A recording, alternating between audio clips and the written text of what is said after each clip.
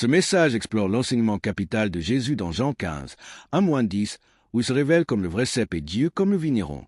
L'analyse révèle que le chemin vers une fécondité, le fruit spirituel, n'est pas la satisfaction passive, mais une collaboration exigeante qui requiert d'abord une stabilité inébranlable, demeurée, et une soumission au douloureux processus de l'émondage. En définitive, Jésus nous rappelle la condition radicale de la vie chrétienne. Sans moi, vous ne pouvez rien faire. Dans l'évangile de Jean, chapitre 15, versets 1-10, nous entendons les dernières paroles que Jésus donne à ses disciples. Les derniers mots sont toujours importants, porteurs d'un message qui compte vraiment. Nous arrivons ici au crépuscule de la vie de Jésus et à sa transmission finale aux disciples. Il dépend d'eux pour établir l'Église du Nouveau Testament, le fondement de l'Église. Il veut enraciner et faire croître en certains principes, certaines idéologies pratiques qui feront d'eux une véritable représentation de ce pourquoi il a donné sa vie. C'est énorme. Si je dois donner ma vie pour quelque chose, je voudrais que vous soyez un véritable reflet de ce sacrifice. Il commence alors de cette façon. La métaphore agricole, la vraie vigne et le vigneron. Verset 1. Je suis le vrai cep et mon père est le vigneron. De la Genèse à l'Apocalypse, du jardin d'Éden jusqu'au livre d'Apocalypse, nous voyons encore et encore des jardins, dont le jardin de Gethsémané. Au milieu, il y a « Si le grain de blé qui est tombé en terre ne meurt », à maintes reprises, vous voyez Dieu utiliser des métaphores agricoles pour apporter une vérité spirituelle. Comprendre l'agriculture spirituelle. Examinons cela un instant. La première chose que le livre de la Genèse nous enseigne est que Dieu est un Dieu de semences. Le chapitre 8 de la Genèse nous enseigne que tant que la terre subsistera, il y aura toujours le temps des semailles et de moissons. Genèse 8:22, non 25. Dieu dit que ces principes sont irrévocables, immuables, éternels, invariables. Tout se déroule sous un système d'agriculture. Le mot agriculture nous donne un aperçu de ce qui se passe. Il ne s'agit pas de ce qui pousse à l'état sauvage ou naturellement à son gré. Chaque fois que quelque chose est de l'agriculture, il est planté. Quand quelque chose est planté, cela signifie que la chose ne se serait pas naturellement développée dans cet environnement. Agra vient d'un mot qui signifie champ ou sol. Culture vient d'un mot qui signifie loi, règle. Cela signifie que c'est forcé. Ce n'est pas normal pour le sol, ce n'est pas naturel pour le climat. Quand Dieu commence à être agricole, il dit « Je vais planter en vous des choses qui pourraient ne pas être normales à votre habitat. Néanmoins, je vais le faire pour que vous commenciez à grandir. » Parfois, Dieu plantera quelque chose dans un sol dans lequel cette chose n'est pas censée pousser. C'est un sentiment solitaire parfois. Parce qu'on veut être compris, on veut être aimé et apprécié. Mais en réalité, Dieu veut parfois que vous vous trouviez dans un environnement qui ne vous est pas propice, parce qu'il vous y a planté. Il veut que vous vous démarquiez. Vous n'êtes pas un accident. Jésus dit « Je suis le vrai cep et mon père est le vigneron ». Le mot vigneron signifie simplem jardinier. Il dit « Ma relation avec vous est comme celle d'un cep au sarment, et celle de mon père avec moi est comme celle d'un jardinier au cep. » Rien de tout cela n'est accidentel. Que vous soyez né d'un viol, d'un accident, d'une nuit sans lendemain, que vous sachiez qui est votre mère ou votre père, ou que vous ne le sachiez pas, est totalement sans rapport. Dieu dit, vous n'êtes pas un accident, vous n'êtes pas une erreur, vous n'êtes pas ici par mégarde, vous n'êtes pas une blague. Il voulait que vous soyez ici. Il a prédestiné votre présence. Peut-être que votre mère ou votre père vous ont rejeté ou abandonné. Peu importe ce qu'ils ressentaient pour vous, vous n'êtes pas un accident pour Dieu. Dieu a prédestiné, prédéterminé et préétabli que vous soyez sur la terre. Mon père est le vigneron, signifie que vous avez été planté. Les deux types d'émondage. Jésus dit à ses disciples au verset 2, « Tout sarment qui est en moi et qui ne porte pas de fruit, il le retranche. » Jésus dit que pour que toi et moi passions du temps ensemble, tu ne peux pas tout simplement être autour de moi, tu dois être en moi, tu dois être greffé, tu dois être connecté. 1. Le retranchement pour la destruction. Tout sarment en moi qui ne porte pas de fruit, il, le Père, le retranche. C'est le travail du Père. Il sait qui couper, il sait qui laisser entrer. Nous cherchons toujours quelqu'un à blâmer chaque fois qu'il y a une coupure ou un retranchement dans notre vie, décès, départ, divorce, blessure, car nous essayons d'intellectualiser la providence divine. La providence ne peut pas être intellectualisée, elle est juste ce qu'elle est. 2. L'émondage pour la croissance. Et tout sarment qui porte du fruit, il l'émonde afin qu'il porte encore plus de fruits. La deuxième catégorie dit que même si vous êtes fécond, vous passez par l'émondage. Ce texte est clair et net, tout le monde est coupé. Certaines personnes sont complètement coupées, d'autres sont réduites. Cependant, personne n'est épargné du processus de coupe. Tout le monde passe par l'émondage dans la vie. Les deux catégories ont été coupées. Seulement l'une a été coupée en vue de la destruction et l'autre pour croître davantage. Le rôle de la souffrance dans la croissance. Si vous voulez grandir, vous allez grandir grâce à l'émondage. Vous allez croître parce que vous avez été émondé. Danser ne vous fait pas grandir. Crier ne vous fait pas grandir. Se réjouir dans le Seigneur ne vous fait pas grandir. Louer Dieu ne vous fait pas grandir. Si vous voulez grandir, vous allez grandir grâce à l'émondage.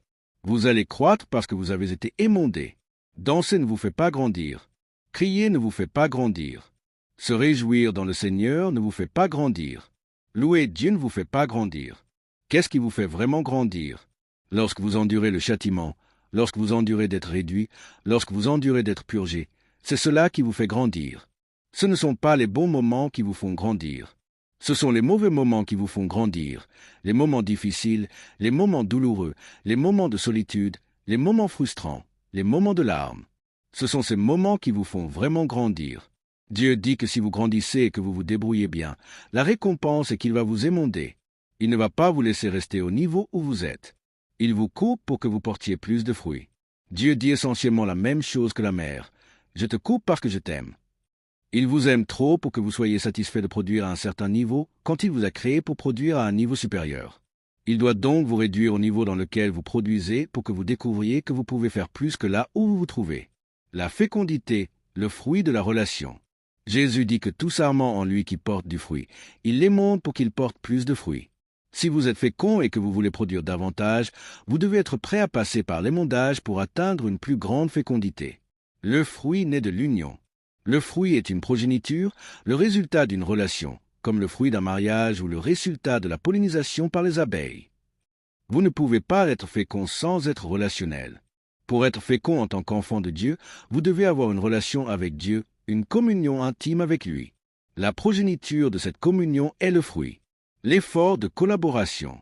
Lorsque l'Esprit de Dieu s'unit à votre esprit, le fruit qui naît dans votre vie aura un peu des deux en lui pour qu'il soit efficace. Il est dit que nous avons ce trésor dans des vases de terre pour que l'excellence soit de Dieu et non de nous. La fécondité qui se produit dans votre vie nécessite un effort de collaboration entre vous et Dieu. Vous ne pouvez pas vous asseoir, ne rien faire et prier en disant « Si c'est la volonté du Seigneur, je l'aurai ». Non, c'est du fruit, vous devez être impliqué. Dieu ne le fera pas arbitrairement sans vous, il le fera avec vous. Beaucoup de chrétiens prient Dieu en lui demandant de faire des choses, mais ils ne savent pas qu'ils n'attendent pas Dieu. C'est Dieu qui les attend. Dieu requiert quelque chose de vous afin que vous soyez féconds. Le processus douloureux de l'émondage. Le désir de plus de fruits. Tout sarment qui porte du fruit, il l'émonde, le Père l'émonde, afin qu'il porte encore plus de fruits. Il n'y a pas de mal à vouloir plus de fruits. Arrêtez de laisser les gens vous faire culpabiliser lorsque vous en voulez plus. Si vous pensez que votre potentiel dépasse votre position actuelle, si vous avez le potentiel de passer au niveau supérieur, criez pour plus de fruits. Lorsque vous criez cela, vous vous dites « Je veux que ma capacité croisse au niveau de ma vision. Je ne veux pas croître à un niveau et vivre à un autre. » Vous voulez plus de fruits, non pas par gourmandise, arrogance ou égocentrisme, mais parce que vous détesteriez vivre et mourir sans jamais atteindre le potentiel pour lequel vous avez été créé. Les pertes nécessaires. Jésus dit « Ce n'est pas parce que tu es connecté à moi que je ne te couperai pas. Je vais t'émonder. » L'émondage implique de subir des pertes, non seulement de tiques, de balles et de pucerons, mais des choses que vous ne vouliez pas perdre, même une partie des fruits. Certains d'entre vous ont perdu des choses que Dieu vous a données. Vous ne comprenez pas comment Dieu a pu vous enlever ce qu'il vous a donné, alors que vous saviez que cela venait de lui. Vous avez raison, il vous l'a donné. Seulement il le retire pour que cela porte plus de fruits. Je sais que vous pleurez, que vous avez mal, que votre cœur est brisé et que vos émotions sont confuses. Vous pouvez même être en colère contre Dieu. Cependant, Dieu ne vous couperait pas s'il n'avait pas plu pour vous. Il y a plus à venir. La soumission à la coupe. Nous parlons de la soumission que nous devons avoir au processus de coupe. Tout le monde est soumis au succès et à la partie conquérante, mais à la partie coupante, nous disons « Oh mon Dieu, non ». Dieu dit « Vous ne pouvez pas être vainqueur si vous ne supportez pas l'émondage ». Il y a des moments écrasants dans la vie. Personne n'aime subir l'émondage. Or, à la fin de cela, nous devons sortir mieux qu'avant et pas égaux à ce que nous étions. Nous voulons passer d'un fruit à plus de fruits et au final, avoir beaucoup de fruits. La pureté par la parole. Verset 3. Déjà vous êtes pur à cause de la parole que je vous ai annoncée. J'ai prononcé cette parole pour te laver. Laver la culpabilité. Laver la colère. Laver le ressentiment. Laver l'orgueil. Laver la frustration. La purification est l'impératif de demeurer. La purification par la parole, verset 3, suite. Dieu nous donne un bain par l'enseignement et la prédication. Il émonde notre esprit. Il nous nettoie à l'intérieur par la puissance de la parole. Vous êtes purs à cause de la parole que je vous ai annoncée. Lorsque vous demandez au Seigneur de vous nettoyer, il envoie une parole pour vous nettoyer. Si vous n'entendez pas le Seigneur par sa parole, il va commencer à vous parler à travers vos circonstances. Il est préférable de se repentir sur sa parole plutôt que de voir Dieu entrer dans vos circonstances. Si vous ne recevez pas l'enseignement, vous devrez passer par des circonstances qui créent l'enseignement dans votre vie. L'impératif de la stabilité, demeurez, verset 4. Jésus dit au verset 4, « Ainsi, vous ne le pouvez non plus, si vous ne demeurez en moi. » Le mot « demeurer » signifie être stable, être ferme, être immobile, arriver à un endroit et y rester. Beaucoup de gens sont en échec parce qu'ils essaient tout et se retrouvent sans rien. Vous ne pouvez pas être tout. Vous devez réduire les choses à quelque chose. Sauter d'une chose à l'autre à la recherche d'un succès immédiat mènera toujours à l'échec. Vous devez vous attarder sur une chose assez longtemps pour être fécond. Ce n'est pas parce que vous avez commencé quelque chose et que cela n'a pas produit immédiatement comme vous l'aviez imaginé, que cela ne vous bénira pas si vous n'y investissez pas davantage, du temps, de l'énergie, de l'argent, de la formation. Préparez-vous à être aussi excellent que vous pensez l'être. Il y a souvent un fossé entre la perception que vous avez de vos aptitudes et ce qu'elles sont en réalité. Vous avez besoin de gens qui peuvent vous dire la vérité. Ce n'était pas si bien, tu devrais y travailler. Cette honnêteté, bien que dure, est une faveur. Demeurez dans la douleur. Jésus parle de stabilité et de demeurer en lui lorsqu'il évoque l'émondage. Il sait que vous allez demeurer en lui aussi longtemps que vous vous épanouissez et que tout se met en place. Il dit, « J'ai besoin que tu sois stable lorsque tu es confus, déçu, blessé, que tu n'y vois aucun avantage. » Vous devez supporter les moments de votre vie où vos dons ne sont pas célébrés, où vous n'êtes pas sous les feux des projecteurs, comme nettoyer le tapis pendant 7 ans. Vous n'êtes un très bon prédicateur que lorsque vous pouvez écouter un autre prédicateur. Une partie de vos capacités nécessite que vous soyez en mesure d'apprécier que quelqu'un d'autre soit sur le podium. Vous devez apprendre à être stable et ferme. Dieu dit, « J'ai besoin que tu sois stable durant les périodes les plus douloureuses de ta vie. Pendant le divorce, le licenciement, l'aménagement dans une plus petite maison, le cœur brisé.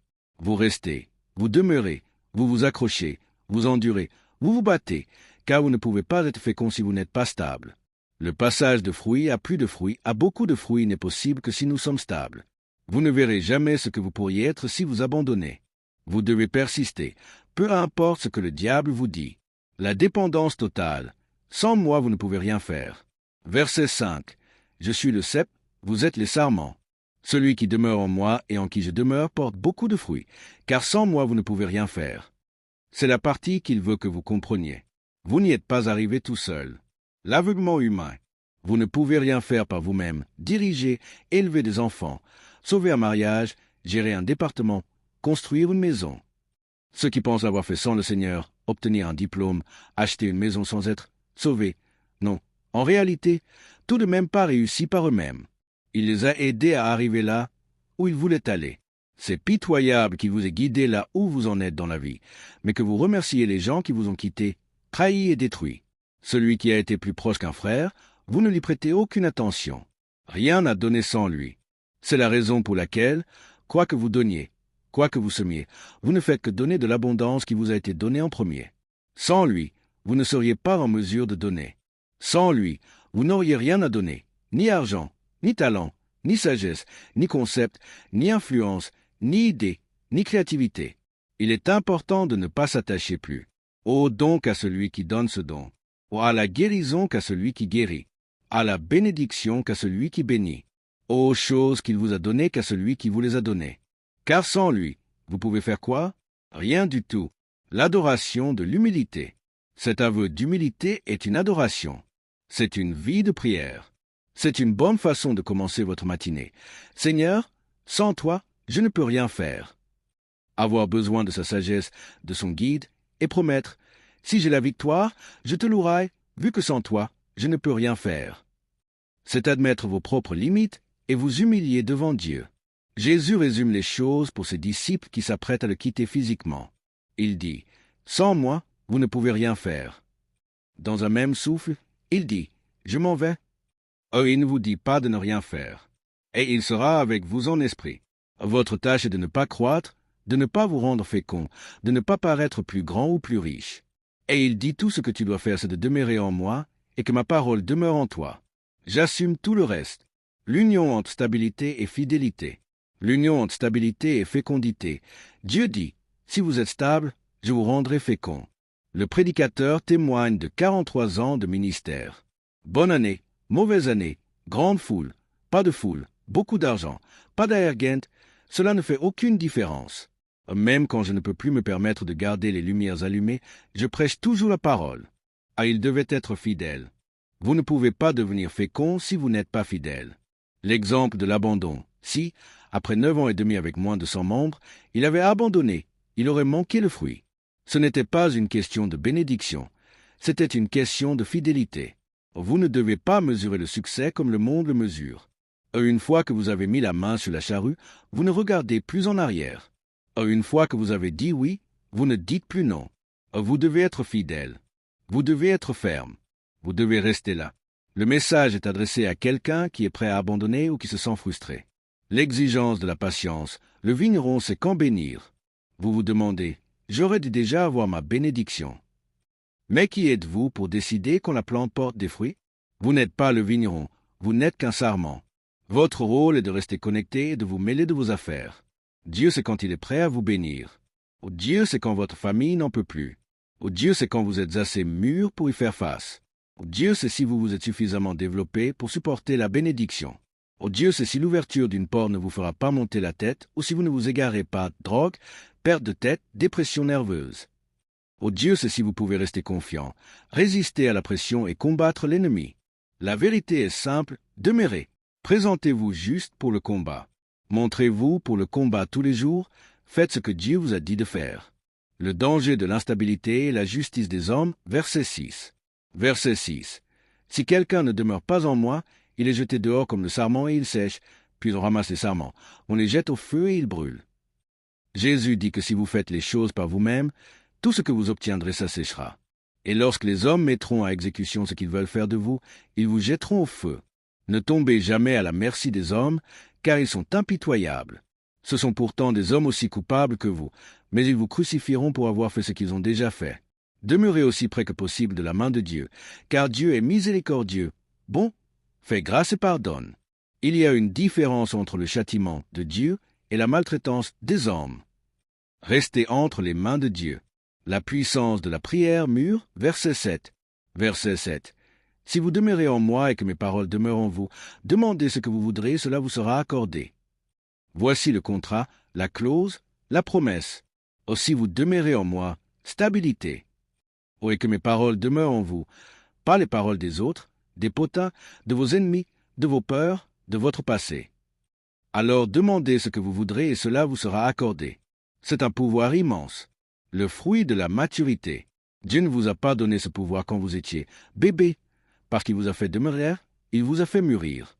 Si vous l'aviez eu tôt, vous auriez demandé quelque chose que vous n'auriez pas pu gérer, le mari de quelqu'un d'autre, l'église d'un autre.